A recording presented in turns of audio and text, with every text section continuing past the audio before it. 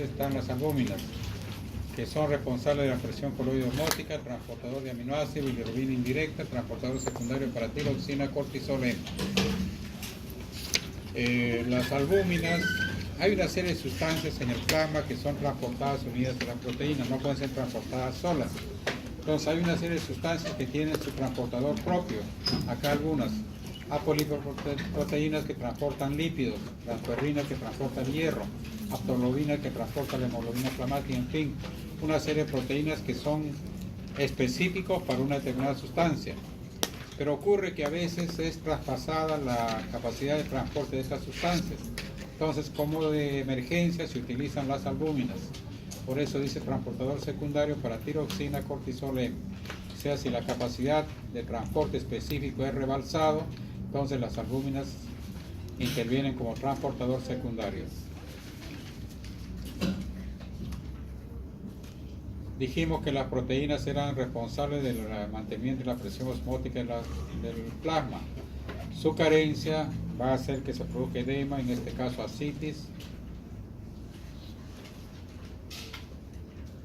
La principal fuente de proteínas son el hígado, que son sintetizan la mayor parte de las proteínas. Bien, de esto sí no hablamos todavía.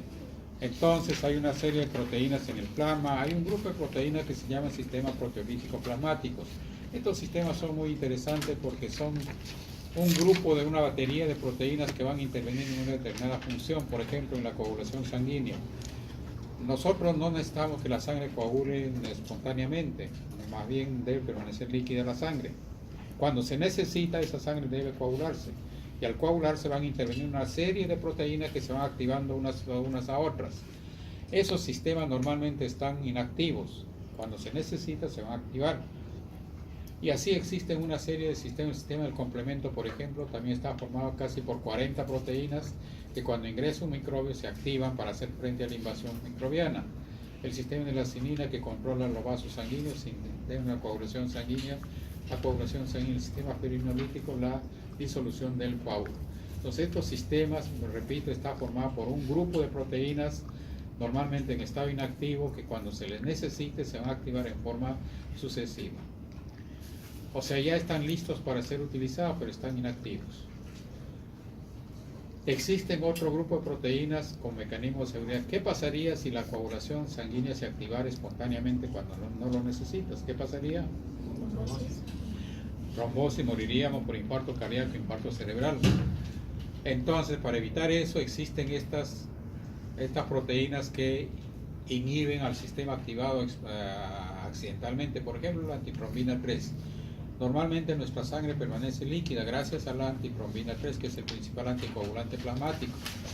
La antitrombina 3, cualquier activador, cualquier proteína del sistema de la coagulación sanguínea que se active espontáneamente es neutralizada por la antitrombina 3. Y así estos sistemas también están dirigidos a ciertos componentes de estos sistemas proteolíticos. Entonces existen estos sistemas proteolíticos que se activarán cuando se les necesita, sistemas de protección contra la activación accidental de estos sistemas. Hay otro grupo de proteínas que se llaman proteínas de fase aguda. Estas proteínas de fase aguda son muy importantes porque se activan cuando estamos frente a un peligro, frente a un estrés. Cuando el organismo sufre alguna agresión como una infección, un traumatismo, una intervención quirúrgica, un embolismo, se activan estas proteínas de fase aguda. Su finalidad es la protección, limitan la agresión y contribuyen a la reparación. La síntesis es estimulada por una serie de factores que se llaman proinflamatorios, entre ellos la interleuquina 1, después veremos la interleuquina 1, interleuquina 6 y factor de necrosis tumoral alfa, movilizan la respuesta de fase aguda.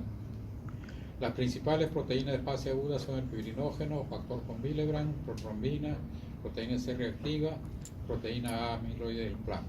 Estas proteínas, la mayor parte, intervienen en la coagulación sanguínea. Es algo así como si el organismo se prepara para hacer frente a una hemorragia, una lesión.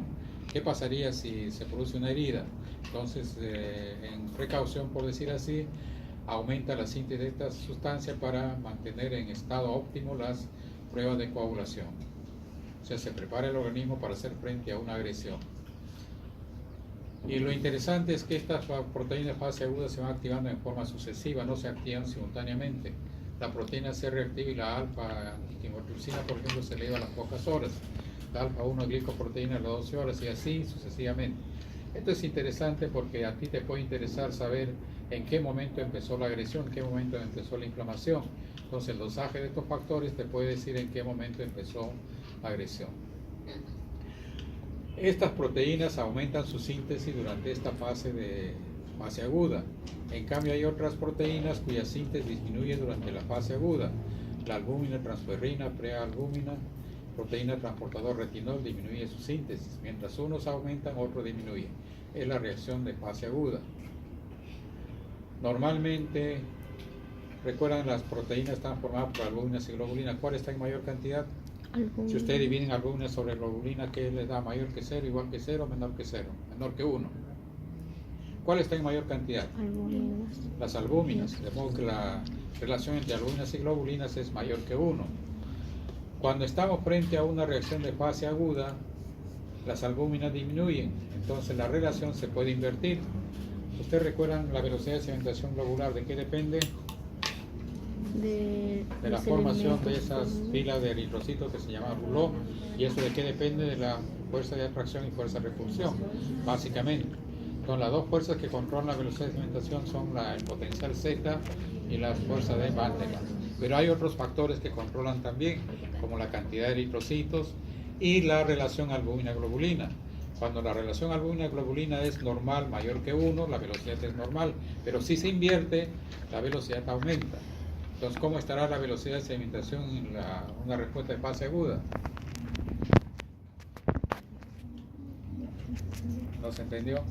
Normalmente la velocidad tiene cierto valor cuando la relación albúmina-globulina es normal, o sea, mayor que 1, tiene mayor cantidad de albúmina que globulina. Cuando te estás frente a una reacción de fase aguda, disminuye la síntesis de albúmina. Entonces la relación albúmina-globulina, ¿cómo estará? Menor que 1. Se invierte la relación, menor que 1. Y esa inversión, por causas que no sabemos, acelera la velocidad de sedimentación. O sea, en una respuesta de fase aguda, ¿cómo estará tu velocidad?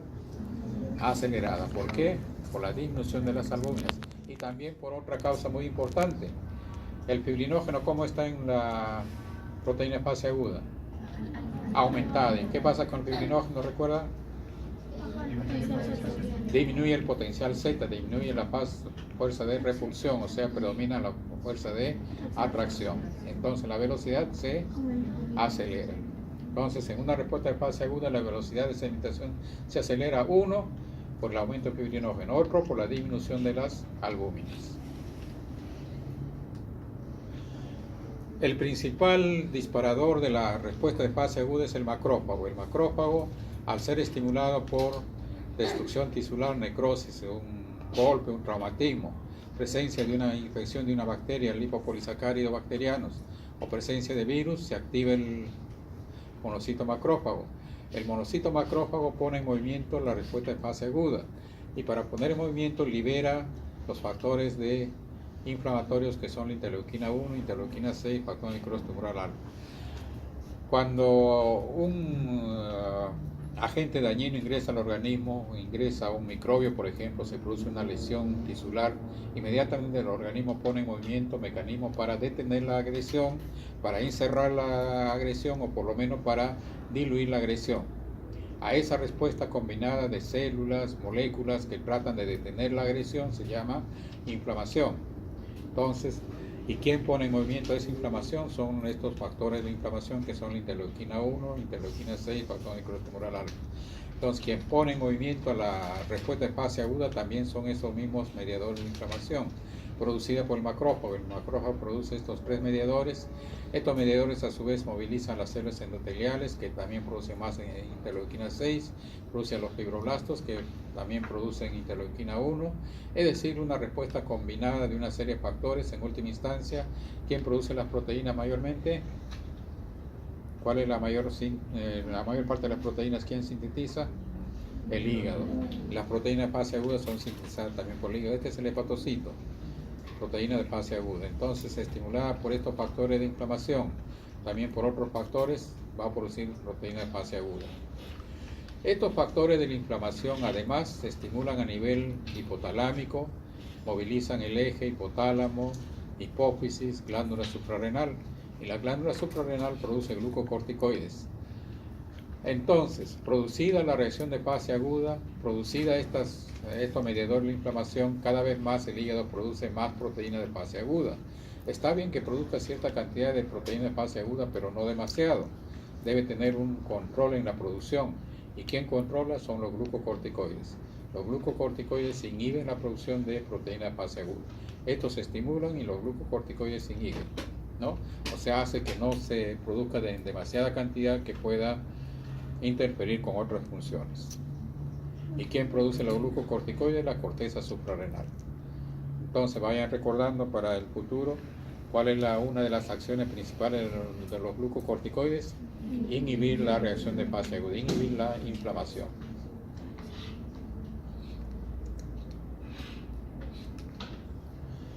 Una vez más, entonces, la respuesta inflamatoria aguda libera interleuquina 1, factor necrosis tumoral alfa, interleuquina 6, el factor inhibidor de la leucemia, oscosandina. Todos estos factores van a estimular al hígado para que produzca la proteína de fase aguda, proteína C reactiva, proteína amiloide del suelo, fibrinógeno, una serie de proteínas de fase activa. También moviliza el eje hipotálamo, hipófisis, glándula suprarrenal y producen los corticosteroides que inhiben la respuesta de fase aguda. Por otra parte, estos factores inflamatorios también estimulan la médula ósea. La médula ósea produce factores de estimulación de las colonias a través de las células estromales y los macrófagos liberan este factor que estimula la producción de leucocitos y va a producir la leucocitosis. Leucocitosis es la producción de aumento del número de leucocitos. Entonces, un aspecto de la fase aguda es la leucocitosis también. O sea, si estás frente a una infección, ¿cómo van a estar tus leucocitos? Aumentados, movilizados por estos mismos factores inflamatorios. Hasta ahí el componente líquido del plasma, de la sangre. Dijimos que la sangre tenía dos componentes, la parte líquida o plasma y la parte celular o figurada. La parte celular estaba formada por eritrocitos, plaquetas y leucocitos. Los leucocitos de dos tipos, los granulocitos y agranulocitos.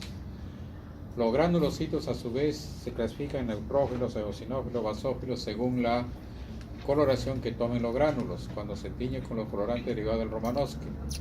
El Romanowsky está hecho a base de eosina y azul de metileno. Actualmente los colorantes usados son James Wright, que habrán usado ustedes en histología. Según esto, los neutrófilos se tiñen, ¿cómo son la granulación de neutrófilos? Rosado pálido. De los eosinófilos, rojo ladrillo. De los basófilos, azul violeta. Entonces, dependiendo del color que toman las granulaciones, se llaman pues neutrófilos, eosinófilos o basófilos.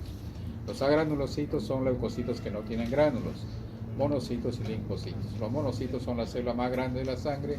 Los linfocitos, hay linfocitos grandes y linfocitos pequeños.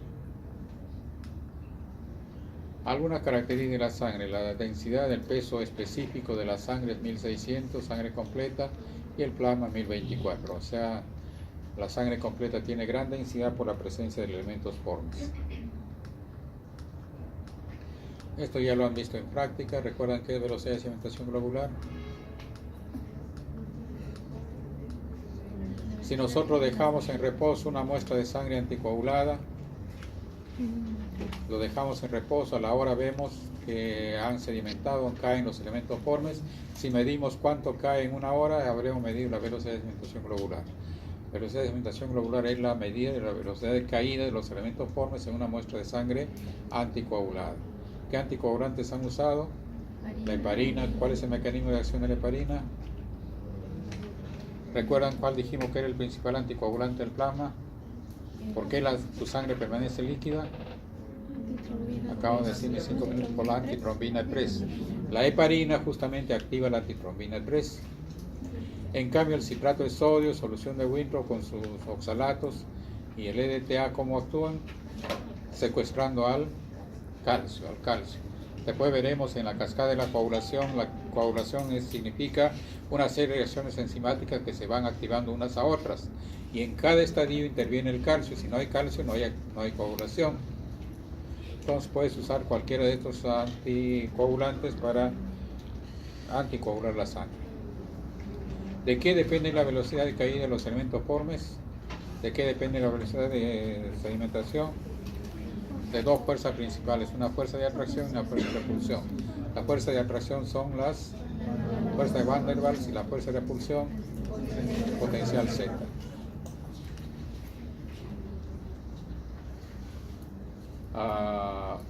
Existen ciertas moléculas plasmáticas como el fibrinógeno. ¿Qué acción tiene el fibrinógeno? El fibrinógeno actúa como un aislante eléctrico, se mete entre las cargas negativas y las neutraliza. Entonces, si aumenta el fibrinógeno, ¿qué pasará con el potencial Z? Disminuye el potencial Z y entonces predominan las fuerzas de atracción. ¿Cómo estará la velocidad cuando el fibrinógeno aumenta? Aumentada, ¿no? ¿Y cuándo aumenta el fibrinógeno? Cuando estamos frente a una reacción de fase aguda, frente a una infección. Por eso, frente a una infección, ¿cómo estará la velocidad? ¿Por qué? Por aumento del fibrinógeno.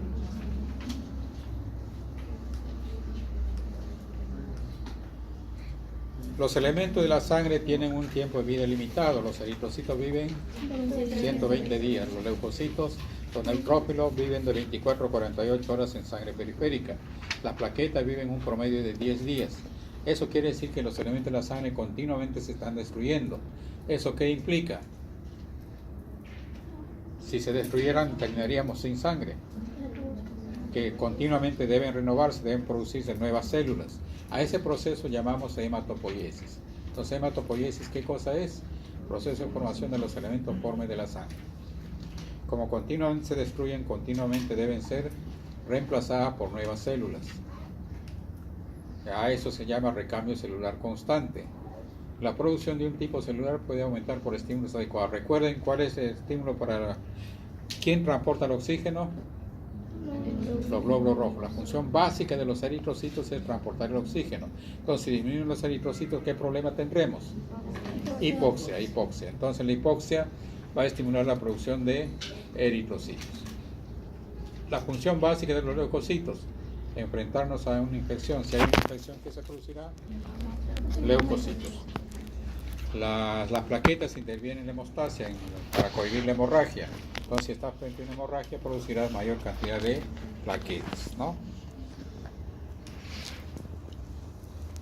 ¿Dónde se forman los elementos de la sangre? En los órganos hematopoyéticos. ¿Cuáles son esos órganos hematopoyéticos? Depende de la edad del individuo. Entonces hablamos de fase de la hematopoiesis. Fase mesoblástica, fase hepática, fase ósea. Veamos brevemente cada una de estas fases. La fase mesoblástica. En el saco vitelino, recuerden que el saco vitelino no es parte del embrión, es una envoltura del embrión.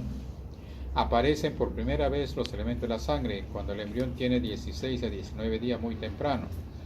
Aparecen grupos de células que se llaman nidos hemangiógenos de Wolf-Pander. Estos nidos hemangiógenos de Wolf-Pander van a diferenciarse en dos direcciones. Los nidos hematopoyéticos son grupos de células, acúmulo de células que aparecen en el saco vitelino. Esas células van a diferenciarse en dos direcciones. Las que están situadas periféricamente se alargan, se unen unas a otras y van a formar la pared de los vasos sanguíneos primitivos. Y las células que quedan en el centro se transforman en los elementos de la sangre. Entonces, los nidos hemangiógenos de Wolf-Pander dan origen a la pared de los vasos sanguíneos primitivos y a los elementos de la sangre. Los elementos de la sangre en esta fase se están formando dentro de los vasos sanguíneos. Es la única fase en donde la hematopoiesis es intravascular. Todas las demás fases veremos que es extravascular. Entonces es intravascular. Casi todas las células formadas son eritrocitos. Hay muy poca formación de leucocitos y de plaquetas. Casi todos son eritrocitos. Los eritrocitos tienen características muy especiales que no vamos a encontrar en otras fases. En primer lugar, es la única fase en donde tienen núcleo. Estos eritrocitos son nucleados. Son megaloblásticos. Tienen un volumen corporal medio de 180 femtolitros. ¿Saben lo que son femtolitros? Cuando hablamos de cantidades muy pequeñas, hablamos de mili, 10 a la menos 3, micro, 10 a la menos 6, nano, 10 a la menos 9, pico, 10 a la menos 12, y femto, 10 a la menos 15. El volumen normal de los eritrocitos, el volumen promedio de los eritrocitos de un adulto es 85 a 95 femtolitros. Entonces esto escribiría pues 0.85 con 15 decimales. Imagínate el volumen, la cantidad, 85 a 95 femtolitros. En esta fase, ¿qué volumen tienen? 180 femtolitros, son gigantes, por eso son megaloblásticos. Es la única fase en donde se presentan eritrocitos de gran volumen. Sintetizan hemoglobinas embrionarias, GOBER1, GOBER2, Portland. También la única fase en donde aparecen este tipo de hemoglobinas. Tiempo de vida media corta, está entre los 60 a 80 días. ¿Cuánto dijimos que vivía normalmente un eritrocito? 120 días. En esta fase viven la mitad, 60 a 80 días. Entonces son de gran volumen y de poca vida. Son las características de la hematopoiesis mesoblástica, cuando los eritrocitos se están produciendo en el saco vitelino. Luego viene la fase hepática. A las 5 semanas de vida intrauterina aparecen ahora nidos hematopoiéticos en el hígado, y es el principal órgano hematopoiético del tercer al sexto mes, y a partir del sexto mes prácticamente el hígado va a ser el elemento hematopoiético más importante. ¿Cuáles son las características de esta etapa de la hematopoiesis? Es extravascular. A partir de esta etapa, todos los elementos de la sangre se van a formar fuera de los vasos sanguíneos, y cuando maduran recién ingresan a la sangre. O sea, toda la etapa de formación es fuera de los vasos sanguíneos, tanto en la etapa hepática como en la etapa medular. Por eso decimos que es extravascular. Eritrocitos ya no tienen núcleo, anucleados y macrocíticos. Siguen siendo grandes, pero ya no gigantes. 120, 140 femtolitros. Tiempo de vida algo mayor, 60, 80, 90 días. Entonces el tamaño va reduciéndose, el tiempo de vida se va alargando. Sintetizan ahora hemoglobina F. En la fase anterior sintetizaban hemoglobinas embrionarias, ahora hemoglobina fetal, hemoglobina F. Por último tenemos el periodo óseo, periodo medular. Un feto de 4 a 5 meses. A partir del sexto mes es el principal órgano hematopoiético. Sigue siendo extravascular, son nucleados y normocíticos, ya son de un volumen normal. Tiempo de vida media se va acercando a 120 días. Acá un resumen de las fases de la hematopoiesis. En las primeras semanas el saco vitelino, luego del tercer al sexto mes el hígado. Durante esta fase hepática también son productores de los elementos de la sangre, el vaso, los ganglios linfáticos y el timo. Durante la fase hepática entonces el vaso, los ganglios linfáticos y el timo también producen elementos de la sangre. Luego a partir del sexto mes la médula ósea es el principal órgano hematopoiético.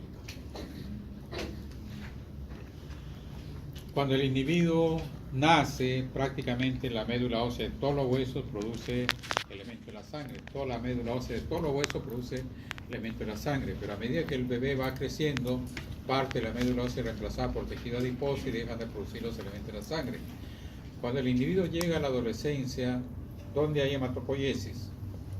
En los huesos del cráneo, hueso de la columna vertebral, hueso del esternón, hueso de las costillas, hueso de la columna de la cintura escapular, hueso de la cintura pélvica, y las epífisis superiores del fémur y del húmero. Y nada más, ya no hay hematopoiesis en el resto de los huesos. Y así va a ser de ahí para adelante. Y a medida que envejecemos, cada vez hay menos cantidad de tejido hematopoiético. Veamos cuál es el proceso de formación de los elementos de la sangre. Ahora está fuera de toda duda que todos los elementos de la sangre se forman de una célula primitiva, la célula stem cell. Por decir así, la abuela de nuestra célula, la stem cell. Célula troncal en inglés significa stem cell. Esta célula stem cell, que es capaz de producir todos los elementos de la sangre, se va a diferenciar en dos líneas, la serie linfoide y la serie mieloide. La serie linfoide va a dar la célula CFUL, unidades formadoras de colonias linfocitos, que al madurar van a dar los linfocitos T, B y NK. Y la otra estirpe celular son las células CFUS, unidades formadoras de colonias vaso. Ese viene de spleen, en inglés, que significa vaso, que a su vez va a dar 3 líneas celulares. Por una parte, la célula BFUE, unidades formadoras de grandes colonias de eritrocitos, que al madurar te van a dar los eritrocitos. Por otra parte, las células CFU megacariocitos, que al madurar te van a dar las plaquetas. Y por último, las células CFUC, que al madurar te van a dar los monocitos y los granulocitos de diferentes tipos. Esto es lo que diríamos el árbol genealógico de los elementos de la sangre. Como usted ve, la célula stem cell está dando origen a todos los elementos de la sangre.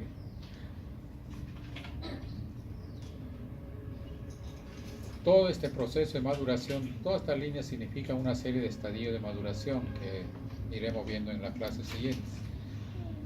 Una serie de pasos. Todo este proceso de maduración se lleva a cabo en la médula ósea. Solamente las células adultas aparecen en sangre periférica.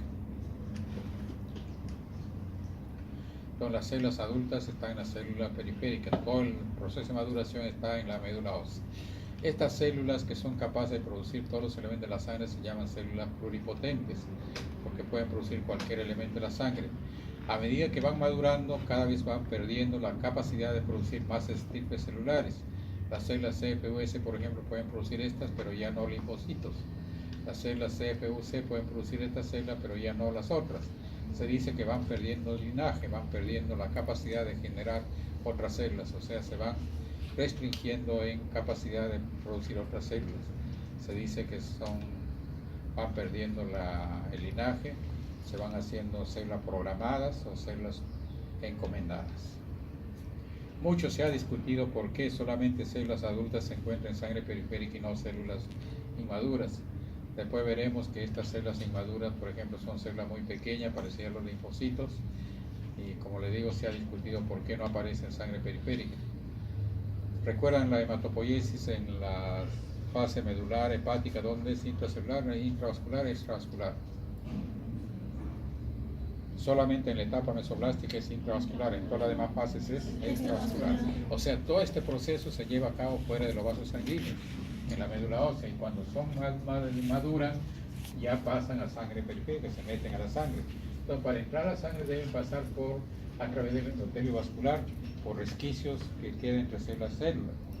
Y para poder hacer eso, estas células deben deformarse, deben tener la suficiente plasticidad. Y solamente las células maduras tienen la plasticidad suficiente para deformarse, para poder atravesar el endotelio vascular. Por eso es que estas células no aparecen en la sangre periférica. Pero posteriormente veremos, cuando hay una gran producción de eritrocitos, por ejemplo, pueden aparecer células inmaduras de esta serie en la sangre. Cuando hay una gran infección, pueden aparecer células inmaduras de la serie neutrófílica en la desviación izquierda. Entonces ahí se aduce que la gran proliferación de estas células, en un sector, por decir así, empuja las células endoteliales, abre la distancia entre células endoteliales y permite el pasaje. Bueno, en dibujito, célula pluripotente que da las dos estirpes celulares, mieloide y linfoide. La mieloide que da plaquetas, eritrocitos, leucocitos, células dendríticas, los monocitos macrófagos y los linfocitos de diferentes tipos, la serie linfoide, linfocitos T, B, N, K. Las células B más tarde se transforman en células plasmáticas que producen las inmunoglobulinas. Y ahí desgranado parte por parte las diferentes fases de la hematopoiesis.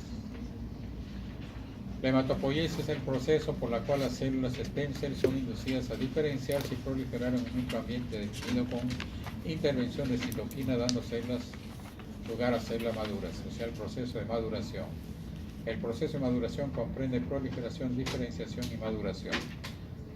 No solamente prolifera, sino que se va modificando progresivamente. Ahí descrito todo el proceso desde la stem cell hasta las células maduras. Una célula interesante son las células madre o stem cell. La célula madre en la médula, recuerdan, es capaz de producir todos los elementos de la sangre, pero existen células madre embrionales que son capaces de producir a todo el organismo en sus capas, mesodermo, endodermo y ectodermo. Entonces, la célula madre es una célula del embrión o del adulto que tiene la capacidad en circunstancias determinadas de dar lugar a células iguales de autorreproducirse, o células especializadas que originan los distintos tejidos y órganos. Entonces hay dos tipos de células madre. Células madre totipotentes, que solamente se encuentran en los embriones, en la gonada de embriones y fetos. Hasta el estadio de blástula, en el estadio de blástula se forma esta masa de células internas. Estas células, si uno lo individualiza, cada una de estas células va a dar origen a nuevos seres. Si fuera la especie humana, por ejemplo, en el estadio de blastocisto lo separamos y cada una de estas células sería capaz de originar un nuevo ser humano. Ya en la estadio posterior ya no es posible. La célula madre adulta, stem cell adulta, es una célula diferenciada presente en un tejido diferenciado que se renueva y puede dar lugar a células especializadas, por ejemplo, a médula ósea. O sea, ese stem cell que hemos mencionado, ¿cuál de ellas sería? Célula madre adulta, célula madre embrionaria. Célula madre adulta. Ahora existe la terapia celular. Recuerdan, saben ustedes que se está intentando, sufres un infarto cardíaco, te implantan una célula stem cell. Este stem cell estimulado de una manera adecuada puede regenerar el tejido muscular cardíaco. O igual, imagínense un infarto cerebral, te ponen una célula stem cell y esas células stem cell reproducen neuronas. Eso es posible solamente con células embrionarias, con todas las implicancias que significa, éticas que significa eso. Pero actualmente hay investigadores que están logrando que una célula madre adulta, esa stem cell de la sangre, por ejemplo, sufre un proceso de regresión y puede regresionar a célula totipotente. Y en eso se basa la terapia celular. Probablemente ustedes sean testigos de grandes milagros posteriormente. El proceso de maduración implica la acción de una serie de factores de estimulación, factores de crecimiento, interleuquinas, cuya batería hace que una célula madure en una dirección y no en otra. Una cosa interesante es la presencia de estas moléculas CD. ¿Saben lo que son moléculas CD?